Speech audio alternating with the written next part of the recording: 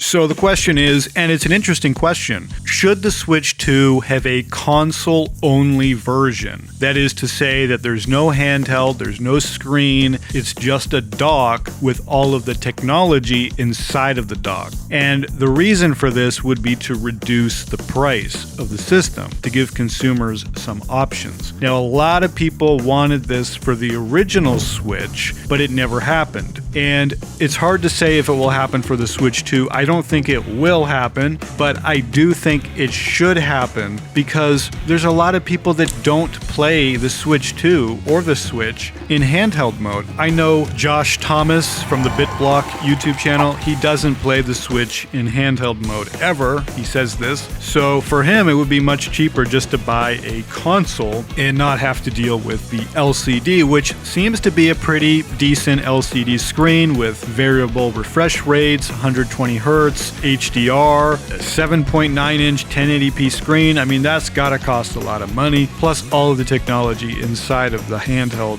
which doesn't need to exist if it's just a stationary console, so they can save money there. I think Nintendo is probably considering this now that they know that the tariffs in the USA might be a problem. We don't know if they're going to increase the price of the Switch 2 because of the tariffs. I personally do not think they will, but if they do increase the price, despite me thinking they won't, I think that they will probably have to consider offering a console-only version so that you can play Switch 2 games on your TV. And I think a lot of people would be happy with that.